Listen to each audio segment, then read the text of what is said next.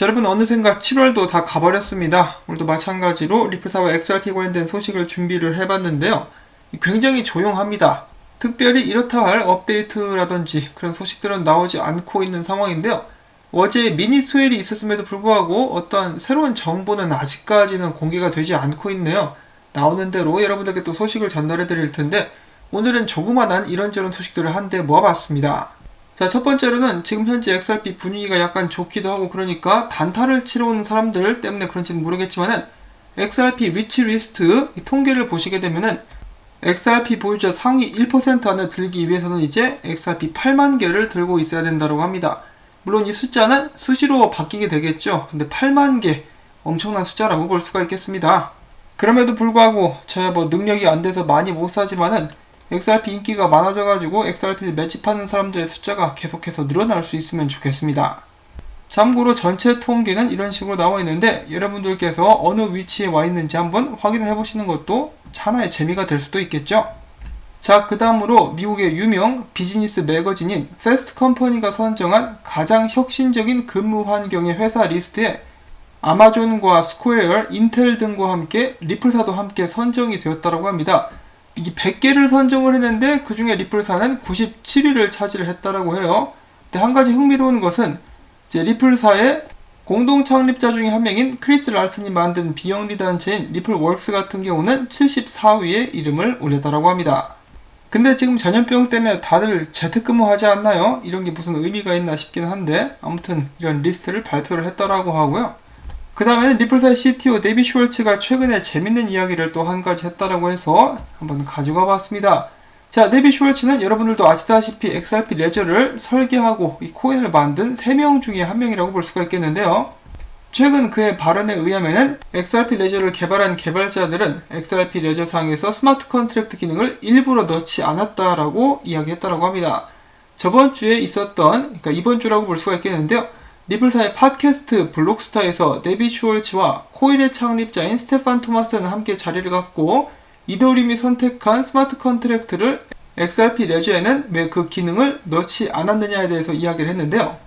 그때 당시 데비 슈월츠와 스테판 토마스 모두가 스마트 컨트랙트 기능을 넣는 것을 반대를 했었는데 결과적으로 이 선택에 있어서 이제 옳았었던 부분도 있었고 틀렸었던 부분도 있었다라고 이야기를 했습니다.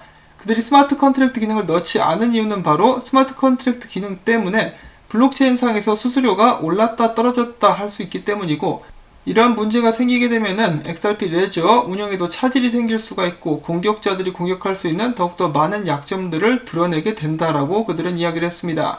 따라서 지불 플랫폼상에서 스마트 컨트랙트를 넣는 것은 좋지 않은 선택이었다라는 그들의 생각이 맞았다.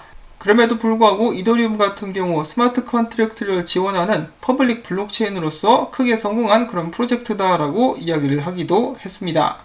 자, 물론 XRP 레저상에서도 스마트 컨트랙트 비스무리한 기능은 있다라고 밥 라스 코인필드의 CEO가 이야기를 하기도 했었는데요. 이 외에도 코디어스라는 리플사가 진행을 하고 있었던 스마트 컨트랙트 프로젝트도 있었는데 아직까지 업데이트는 어떻게 되는지 잘 모르겠습니다. 자, 아무튼 이런 여담이 또 있었다라고 해요. 스마트 컨트랙트는 XRP 레저에서 일부러 넣지 않은 것이다. 이런 부분에 대해서 미리 알고 계셨던 분들도 계실지 모르겠지만 일단 이런 정보가 또 나오게 되었고요.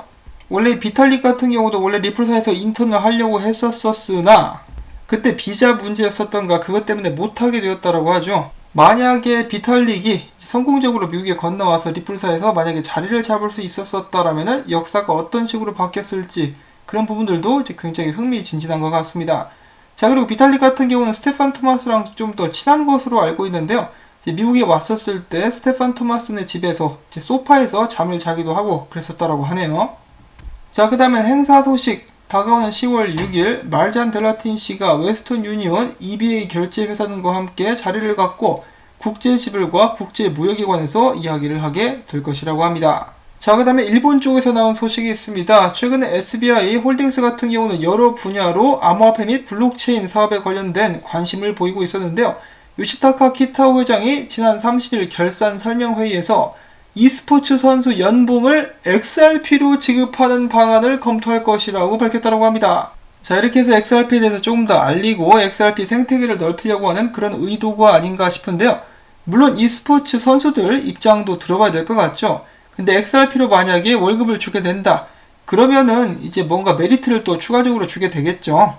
과연 SBI 측에서는 어떤 조건들을 제시하게 될지 그런 부분들도 이제 재밌을 것 같고요. 그 다음에 이 전염병 사태다 뭐다 해가지고 은행들도 타격을 많이 받았다라고 하죠. 그런데도 불구하고 SBI 홀딩스 같은 경우는 2분기에 순이익이 39% 증가했다라고 하고요. 그 중에서 특히 그들이 운영하고 있는 암호화폐 거래소 그리고 FX 거래소 그러니까 외환 거래소 사업도 성장하고 있다라고 이야기를 했습니다.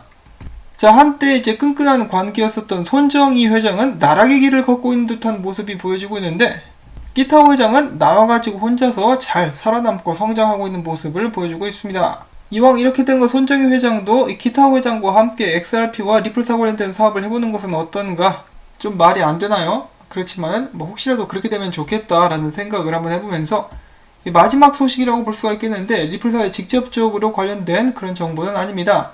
자, 리플사의 고객으로 알려진 영란은행이 마찬가지로 리플사의 파트너인 엑센추어와 함께 세계 정상급의 새로운 지불 시스템을 개발하기 위해 일하게 될 것이라고 합니다.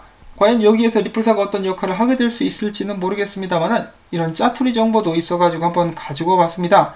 자, 이렇게 해서 저는 준비한 짧은 소식들 여러분들께 전해드릴 수가 있었는데 이제 금요일이죠. 일주일 동안 정말 수고 많이 하셨고 오늘 한 주의 마무리를 잘 하실 수 있기를 바랍니다.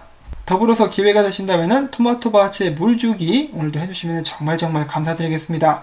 자, 그러면 저는 다음에 새로운 소식 가지고 인사를 드릴게요. 안녕히 계십시오.